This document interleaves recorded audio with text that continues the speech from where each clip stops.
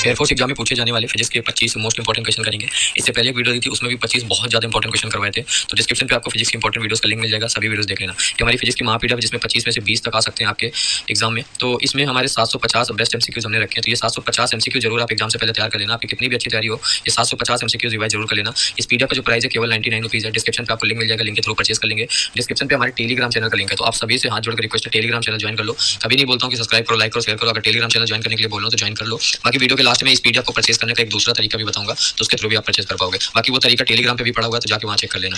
आगे देखिए, स्टार्ट करते हैं अपना सेट। सो क्वेश्चन है, the magnetic moment of diamagnetic materials is. कहा गया कि प्रतिचुंबकीय पदार्थों का जो चुंबकीय आघूर्ण होता है वो कितना होता है। तो देखिए, प्रतिचुंबकीय पदार्थों का चुंबकीय आघूर्ण होता ही नहीं है। चार ऑप्शन आपके पास, अनंत, 0, 100 एम्पियर मीटर स्क्वायर या फिर इनमें से कोई नहीं। तो राइट आंसर इसका क्या हो जाएगा, बी नंबर हो जाएगा, 0। अगला देखिए, question number 27, the sensitivity of a potentiometer is increased by. विभवमापी की जो सुग्राह्यता है वो बढ़ाई जा सकती है। ऑप्शन पढ़िए, विभवमापी की जो सुग्राह्यता है वो सेल के विद्युत वाहक बल को बढ़ाकर, या फिर विभवमापी के तार की लंबाई को बढ़ाकर, या फिर विभवमापी के तार की लंबाई को बढ़ाकर, विभवमापी के तार की लंबाई को कम करके, या फिर इनमें से कोई नहीं। तो विभवमापी की जो सुग्राह्यता है विभवमापी के तार की लंबाई को बढ़ाकर बढ़ाई जा सकती है। तो ऑप्शन नंबर जो बी है इसका करेक्ट आंसर हो जाएगा। नेक्स्ट क्वेश्चन देखिए, क्वेश्चन नंबर 28 है, फिनोमिनन ऑफ डिफ्रैक्शन आकर्ष। विवर्तन पढ़े होगे तो विवर्तन की जो घटना है वो केवल प्रकाश और ध्वनि तरंगों के लिए होती है, या फिर सभी प्रकार की तरंगों के लिए होती है। विद्युत चुंबकीय तरंगों के लिए परंतु द्रव तरंगों के लिए नहीं, या फिर प्रकाश के लिए परंतु एक्स किरणों के लिए नहीं। चार ऑप्शन है, इसमें से जो करेक्ट आंसर है वो आपका ऑप्शन नंबर बी है। विवर्तन की जो घटना होती है वो सभी प्रकार की तरंगों के लिए होती है, for all kinds of waves. Option number 20 का करेक्ट आंसर हो जाएगा। Next question, question number 29, LCR circuit में, एलसीआर परिपथ में, सॉरी इंग्लिश में, in LCR circuit at resonance conditions impedance will be. LCR परिपथ में अनुनाद की स्थिति में प्रतिबाधा किसके समान होती है। क्या पूछा गया, प्रतिबाधा किसके समान होती है, किसमें, एलसीआर के परिपथ में। तो एलसीआर के परिपथ में आर के बराबर होता है, या फिर आर से कम, या फिर आर से अधिक, या फिर शून्य। तो राइट आंसर इसका ऑप्शन नंबर हो जाएगा, किसके समान होती है, आर के बराबर। तो ऑप्शन नंबर ए इसका करेक्ट आंसर। नेक्स्ट क्वेश्चन देखिए, क्वेश्चन नंबर आपका 30 है, in if the length of the wire is doubled then the specific resistance will be. यदि तार की लंबाई को दोगुना कर दिया जाए तो जो तार का विशिष्ट प्रतिरोध है, तार की लंबाई को दोगुना किया जा रहा है तो तार का जो विशिष्ट प्रतिरोध है वो क्या हो जाएगा। चार ऑप्शन है आपके पास, दोगुना हो जाएगा, आधा हो जाएगा, 4 गुना हो जाएगा, फिर अपवर्तित रहेगा। राइट आंसर इसका डी नंबर हो जाएगा, अपवर्तित रहेगा, कोई भी इसमें चेंज नहीं होगा। Option number D correct answer. Next question है, क्वेश्चन नंबर 31 है, इफ द फॉरवर्ड वोल्टेज, कौन सा वोल्टेज है, forward voltage in a diode is increase. So diode पे एक फॉरवर्ड वोल्टेज को इंक्रीज किया जा रहा है, the width of depletion region. Diode की अगर वोल्टता बढ़ाए तो जो अवक्षय परत है उसकी जो चौड़ाई वो घटेगी, क्योंकि जो वोल्टेज है वो फॉरवर्ड है, फॉरवर्ड वोल्टेज को बढ़ाया जा रहा है तो डायोड की जो डायोड पे बढ़ाया जा रहा है तो जो अवक्षय परत है वो उसकी जो चौड़ाई है वो घटेगी। तो ऑप्शन नंबर जो बी है इसका करेक्ट आंसर हो जाएगा, डायरेक्ट आप याद रखिएगा। चलिए नेक्स्ट क्वेश्चन देखते हैं, क्वेश्चन नंबर 32 है, when the resistance wire is passed through a die the cross section area decreases by 1%, the change in resistance of the wire is। प्रतिरोध तार को डाई से गुजारने पर अनुप्रस्थ कांच के क्षेत्रफल में 1% की कमी हो जाती है तो तार के प्रतिरोध में क्या प्रभाव पड़ेगा, वो नीचे यहाँ पे ऑप्शन दिए हैं। डाई मतलब एक मशीन होती है और उस मशीन से प्रतिरोध तार को गुजारा जाता है तो जो तार है वो और पतला हो जाता है। चलिए इस क्वेश्चन को हम समझते हैं। प्रतिरोध पूछा गया है, कमी हो जाए तो प्रतिरोध में, तो आर प्रोपोर्शनल क्या होता है, 1/a²। ये हो जाएगा delta R upon R into 100 बराबर, ये ए स्क्वायर का ऊपर जाएगा तो 2 into delta A upon A into 100। अब यहाँ पे देखिए, ये जो वैल्यू है अनुप्रस्थ कांच का क्षेत्रफल, इसको 1% कम किया जा रहा है। क्या किया जा रहा है, इसको 1% कम किया जा रहा है, तो 2 इंटू 1 रख दीजिए, क्या हो जाएगा यहाँ पे 2। अब यहाँ पे कितना निकल के आया, 2%। तो 2% की क्या होगी, वृद्धि होगी। ऑप्शन नंबर जो डी है इसका राइट आंसर हो जाएगा। अब देखिए ऑप्शन नंबर सी भी है, 2% की कमी हो जाएगी, तो यहाँ पे आंसर जो आया वो 2 आया है। अब इसको हमने ये क्यों कह दिया कि 2% की वृद्धि हो जाएगी, क्योंकि सबसे ऊपर देखिए आप आर प्रोपोर्शनल ए स्क्वायर, मतलब ए में अगर हम कमी करेंगे तो आर बढ़ेगा, क्लियर। तो ए आपका 1% कम हो रहा है, ये देखिए ए आपका क्या है, 1% की कमी हो रही है, तो आर ए की कमी हो रही है तो जो आर है वो आपका बढ़ेगा। कितना बढ़ेगा, हमने आंसर निकाला 2 निकाला, तो 2% इंक्रीज होगा, डी नंबर। बहुत इंपॉर्टेंट क्वेश्चन है, एग्जाम में बनेगा। अगला देखिए क्वेश्चन नंबर 33 है, 2 coherent sources must have the same. 2 कला संबंध स्रोतों के लिए निम्नलिखित में से क्या समान होना चाहिए, आयाम कलांतर फ्रिक्वेंसी, या फिर बी तथा सी दोनों। याद रखिएगा, जो 2 कला संबंध स्रोत होते हैं उसका जो कलांतर होता है और जो फ्रिक्वेंसी होती है ये दोनों समान होते हैं। तो ऑप्शन नंबर डी इसका करेक्ट हो जाएगा, बी तथा सी। ये बहुत इंपॉर्टेंट क्वेश्चन है और इससे घुमा फिरा के 2-3 क्वेश्चन बनते हैं, आगे चल के आपको इसी वीडियो में दिखेंगे। बस इस बात को याद रखना कि 2 कला संबंध स्रोतों के लिए कलांतर और फ्रिक्वेंसी दोनों समान होते हैं, ठीक है। आगे देखिए 34 नंबर क्वेश्चन है, in forward bias condition with depletion region of. अग्र बायस अवस्था में अवक्षय परत की चौड़ाई आपको बताना है। वही देखो, वही पूछा गया, अग्र बायस जो अभी आपने पीछे पढ़ा था फॉरवर्ड वोल्टेज, तो जिसमें उसमें जो अवक्षय परत की चौड़ाई होगी वो क्या होगी, ऑब्वियस सी बात है, बी नंबर घटेगी। अभी मैंने ऊपर आपको बताया था। 35 नंबर क्वेश्चन है, when the temperature of a metallic conductor is increase its resistance. जब एक धातु चालक का तापमान बढ़ाया जाता है तो जो चालक का प्रतिरोध है हमेशा घटेगा, हमेशा बढ़ेगा, बढ़ भी सकता है, घट भी सकता है, या फिर हमेशा एक जैसा रहेगा। देखिए कहा गया कि एक धातु चालक का जो तापमान है बढ़ाया जाएगा। जब तापमान बढ़ाया जाएगा तो उस चालक में जो इलेक्ट्रॉन है उनका कोलिजन बढ़ जाएगा। कोलिजन जो बढ़ जाएगा उसकी वजह से यहाँ पे जो उसका प्रतिरोध होगा वो हमेशा बढ़ेगा गाइस। ऑप्शन नंबर जो बी है इसका करेक्ट आंसर हो जाएगा। क्यों बढ़ेगा? क्योंकि इलेक्ट्रॉनों का कोलिजन बढ़ जाता है। B number. 36 नंबर क्वेश्चन देखिए, सारे इंपॉर्टेंट क्वेश्चन मिलेंगे। Powerful permanent magnets are made of, शक्तिशाली स्थायी चुंबक बनाए जाते हैं तो कोबाल्ट के बनाए जाते हैं, एल्यूमिनियम के, टिन कोल के, फिर कोबाल्ट स्टील के। बहुत आसान क्वेश्चन है और इसका डायरेक्ट आपको याद होगा, जो शक्तिशाली चुंबक होते हैं वो आपके कोबाल्ट स्टील के बनाए जाते हैं। Right answer D number. अगला देखिए 37 नंबर क्वेश्चन है, in an electric field the work done in a moving a unit positive charge between 2 points is the measure of. कहा गया कि विद्युत क्षेत्र में दो बिंदुओं के बीच धनात्मक इकाई, कैसी इकाई? धनात्मक इकाई आवेश। आवेश कैसा इकाई है? यहाँ पे ध्यान दीजिएगा, आवेश कैसा इकाई है द्वारा किया गया कार्य देता है। सो चार ऑप्शन, प्रतिरोध, विभव, विभवांतर, विद्युत क्षेत्र की तीव्रता या फिर संधारित्र। विद्युत क्षेत्र में दो बिंदुओं के बीच धनात्मक इकाई आवेश द्वारा किया गया कार्य क्या देता है ये आपको बताना है। V बराबर क्या होता है? W अपॉन Q होता है। Q यहाँ पे क्या है? Q की वैल्यू क्या दे रखी है?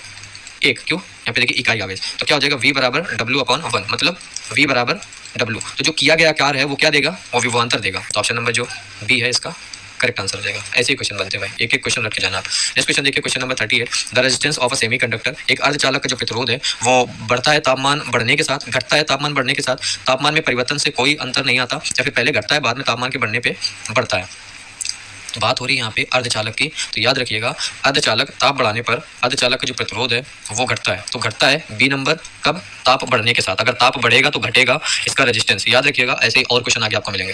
39 नंबर क्वेश्चन है, for the sustained interference of light the necessary condition is that the two source should. प्रकाश के निश्चित व्यतिकरण के लिए आवश्यक है कि दोनों स्रोत आवश्यक रूप से नियंत्रण कालांतर वाले हों, संकीर्ण हों, एक दूसरे के नजदीक हो या फिर समान आयाम के हो। तो मैंने आपको बताया था प्रकाश के निश्चित व्यतिकरण के लिए आवश्यक है कि दोनों जो स्रोत हैं वो आवश्यक रूप से नियंत्रण कालांतर के हों और आपके जो फ्रीक्वेंसी है वो भी नियत हो। तो ऑप्शन नंबर जो ए है इसका राइट आंसर हो जाएगा, नियत कालांतर वाले हो। 40 नंबर क्वेश्चन है, Ohm's law is valid when the temperature of the conductor is. Ohm का नियम लागू होता है जब किसी चालक का तापमान होता है स्थिर होता है, बहुत अधिक होता है, बहुत कम होता है, फिर घटता बढ़ता रहता है। सो ओम का नियम, अगर ताप बहुत अधिक होगा तो ये भी गलत, बहुत कम ये भी गलत, घटेगा बढ़ेगा तो भी ग्राफ नहीं मिलेगा, बहुत कम होगा तो भी ग्राफ नहीं मिलेगा, ये भी नहीं मिलेगा, ये भी नहीं मिलेगा। तो अगर स्थिर रहेगा तो जो ग्राफ है वो मिलेगा, तो ओम का नियम यहाँ पे लागू हो जाएगा। ऑप्शन नंबर जो ए है राइट आंसर हो जाएगा। अगला देखिए क्वेश्चन नंबर 41 है, when phosphorus and antimony are mixed in germanium then. यदि जर्मेनियम में फास्फोरस व एंटीमनी मिलाया जाए तो ये खालिस्तान का अर्धचालक बन जाएगा। किस प्रकार का अर्धचालक बन जाएगा? देखिए जर्मेनियम में फास्फोरस व एंटीमनी मिलाया जा रहा है तो जो अर्धचालक बनेगा वो एन प्रकार का बनेगा। ए नंबर इसका करेक्ट आंसर हो जाएगा, याद रखिएगा। 42 नंबर क्वेश्चन है, in a purely capacitive circuit average power dissipated in the circuit. शुद्ध धारिती परिपथ में औसत शक्ति क्षय V R M S into I R M S depends on capacitance. धारिता पर निर्भर करता है या फिर अनंत होता है, फिर शून्य होता है। 42 नंबर, शुद्ध धारिती परिपथ में औसत शक्ति क्षय, तो औसत शक्ति क्षय बराबर होता है V R M S into I R M S into cos phi. एक चीज़ पता होगा आपको, सी और एल के लिए जो कॉस जो फाई होता है, फाई की वैल्यू होती है वो होती है पाई/2। यहाँ पे अगर वैल्यू रखोगे कॉस फाई की जगह पे पाई/2, तो कॉस पाई/2 मतलब 90 की जो वैल्यू होती है 0 होती है। तो यहाँ पे औसत शक्ति क्षय क्या आ जाएगा? 0। डी नंबर इसका करेक्ट आंसर हो जाएगा। क्लियर? आगे देखिए 43 नंबर पे an electric dipole of moment P placed in a uniform electric field E has minimum potential energy when the angle between P and E is. कहा गया कि P परमाणु वाले द्विध्रुव आघूर्ण को एक समान विद्युत क्षेत्र E में रखा गया है। इसकी स्थितिज ऊर्जा न्यूनतम होने के लिए P व E के मध्य जो कोण होना चाहिए वो क्या होना चाहिए? तो वो कोण होना चाहिए 0, 0। ऑप्शन नंबर ए इसका करेक्ट आंसर होगा। नेक्स्ट क्वेश्चन देखिए, क्वेश्चन नंबर 44 नंबर क्वेश्चन है, the terminal potential difference of a cell when short circuit is. एक सेल के सिरों पर विभवांतर बताना जब इसे लघुपतित कर दिया जाए। लघुपतित का मतलब इसको शॉर्ट सर्किट कर दिया जाए। एक बैटरी के सिरों पर विभवांतर बताना जब इसको शॉर्ट सर्किट कर दिया जाए, तो ऑब्वियस सी बात है 0 हो जाएगा। क्लियर है? प्लस माइनस जब आपस में जोड़ोगे, शॉर्ट सर्किट कर दोगे तो विभवांतर क्या बचेगा? 0 हो जाएगा। तो सी नंबर इसका correct answer. Next question, question number 45, Young's experiment is performed in air and then performed in water the fringe with. ये भी बड़ा क्वेश्चन, बड़ा बढ़िया क्वेश्चन है कि यंग के प्रयोग को हवा में करके फिर पानी में किया जाए तो जो फ्रिंज की चौड़ाई है वो कैसी होगी? अपवर्तित रहेगी, घट जाएगी, बढ़ जाएगी, फिर अनंत हो जाएगी। डायरेक्ट मैं आंसर बता दूंगा लेकिन समझ नहीं आएगा आपको। तो देखिए यंग का जो प्रयोग है पहले हवा में किया जाता है और फिर पानी में। तो हवा के लिए इन एयर जो रिफ्लेक्टिव इंडेक्स होगा म्यू बराबर वो 1 होता है, और इन वाटर रिफ्लेक्टिव इंडेक्स होता है 1.33। ठीक,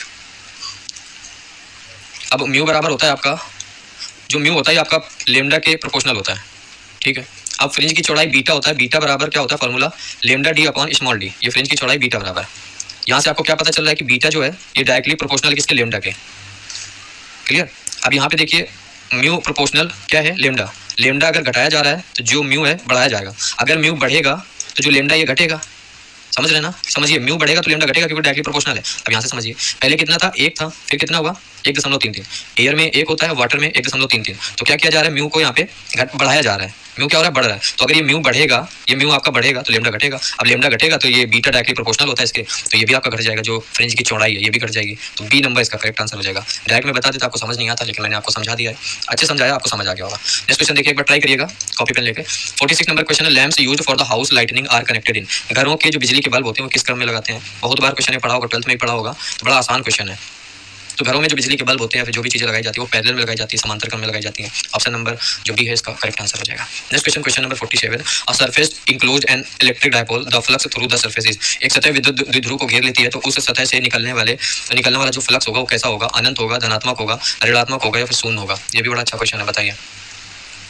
एक सतह विद्युत द्विध्रुव को घेर लेती है, ठीक है, प्लस क्यू माइनस क्यू, एक सतह इसको घेर लेती है। अब इससे निकलने वाला जो फ्लक्स होगा फाई बराबर क्या होता है, आपको पता है, sigma Q upon epsilon not, ठीक। अब ये प्लस और ये माइनस जुड़ेगा 0, तो फाई बराबर कितना हो जाएगा, क्योंकि जब टी की वैल्यू यहाँ पे क्या रखोगे 0, तो फाई बराबर 0 हो जाएगा। तो चुंबकीय फ्लक्स कितना आएगा यहाँ पे 0। डी नंबर इसका करेक्ट आंसर हो जाएगा। ऐसे क्वेश्चन पूछे जाते हैं आपके एयरफोर्स एग्जाम में। नेक्स्ट क्वेश्चन देखिए, क्वेश्चन नंबर 48 है, diffraction and interference of light refers to. प्रकाश में विवर्तन व व्यतिकरण की किस सिद्धांत द्वारा व्याख्या संभव है। प्रकाश की क्वांटम प्रकृति, तरंग प्रकृति, तो राइट आंसर इसका यही हो जाएगा, बी नंबर। प्रकाश में विवर्तन व व्यतिकरण की किस सिद्धांत द्वारा व्याख्या है, प्रकाश की तरंग प्रकृति द्वारा। अगला देखिए question number 49 question, a wire has resistance 12 ohm, it is bent in the form of a electric, the effective resistance between the 2 points on any diameter of the circle. एक तार जिसका प्रतिरोध 12 ओम है, एक तार है जिसका प्रतिरोध कितना 12 ओम है, इसको मोड़ कर एक वृत्त बनाया जाता है। तो किसी भी व्यास के वृत्त के सिरों के बीच प्रभावित प्रतिरोध आपको बताना है। ये तार है, इसका जो प्रतिरोध है 12 ओम है, और इसको क्या बनाया जाता है, इसको वृत्त बनाया जाता है। ओके, सही से नहीं बना, समझ जाओ, वृत्त बनाया जाता है, ठीक है। तो आर जो होता है आपका डायरेक्टली प्रोपोर्शनल क्या होता है, एल। तो ये 6 ओम हो जाएगा, ये भी 6 ओम हो जाएगा आपका। अगर इसको ए और बी मान लें, इन सिरों पे आपको जो प्रतिरोध है वो बताना है। तो ये कैसे जुड़े हुए हैं, आपके समांतर क्रम में जुड़े हैं। समांतर क्रम में प्रतिरोध क्या होता है, R/N। एन कितना है 2, आर कितना है 6, तो R 6/2 कितना हो जाएगा 3 ओम। प्रतिरोध कितना निकल के आ जाएगा 3 ओम। डी नंबर इसका करेक्ट आंसर हो जाएगा। लास्ट क्वेश्चन आज की इस वीडियो का, semiconductor is cold from T1 to T2K, then it resistance. एक अर्धचालक को T1K से T2K तक ठंडा किया जाता है, तो इसका प्रतिरोध आपको बताना है। मैंने कहा है कि ये क्वेश्चन एग्जाम में आएगा और ऐसे क्वेश्चन बार बार पूछे जाते हैं। इसी टाइप के 3 क्वेश्चन आपको इस वीडियो में मैंने कराए हैं, बस वो क्वेश्चन घुमा फिरा के पूछे जाते हैं, तो वही मैंने आपको करवाए हैं। और 2 क्वेश्चन करवा चुका, और तीसरा इस तरीके से कर दिया गया कि एक अर्धचालक है सेमीकंडक्टर, उसको T1K से T2K तक ठंडा किया जा रहा है। अगर आपने गलती से इस ठंडा नहीं पढ़ा, सिर्फ T1 T2 देख लिया, तो आपको ऐसा लगेगा T1 से T2 किया जा रहा है मतलब ताप को बढ़ाया जा रहा है, लेकिन नहीं, T1 से T2K तक ठंडा किया जा रहा है मतलब ताप को घटाया जा रहा है। जब एक सेमीकंडक्टर के ताप को घटाएंगे, जो टेम्परेचर है उसको घटाएंगे, तो जो उसका रेजिस्टेंस है वो घटेगा कि बढ़ेगा, बताइए। घटेगा कि बढ़ेगा, बढ़ेगा। अभी मैंने आपको बताया, 1000 बार बताया आपको। बी नंबर इसका करेक्ट आंसर हो जाएगा, याद रखिएगा, ठीक है। ये थे आज के इस वीडियो के 25 इंपॉर्टेंट क्वेश्चन। कैसी लगी वीडियो कमेंट करके बताइएगा। अब देखिए, एक्सप्लेनेशन बहुत अच्छे से किया जा सकता है और अच्छे से आपको समझाया जा सकता है, लेकिन और लेंदी वीडियो हो जाएगी। लेकिन कोशिश मैंने किया है कि आपको क्वेश्चंस को समझा दूं। 1-2 क्वेश्चंस लपेटे भी हैं जो नहीं आ रहे थे, बाकी सारे क्वेश्चन मैंने आपको बहुत अच्छे समझाए हैं। ये जो आपके सामने कॉन्सेप्ट है, ये जरूर अर्धचालक वाला तैयार कर लेना, क्योंकि इससे क्वेश्चन जरूर पूछे जाते हैं। क्लियर, मिलते हैं नेक्स्ट वीडियो में। हाँ, बताना था आपको PDF कैसे परचेज करनी है, तो आप पता नहीं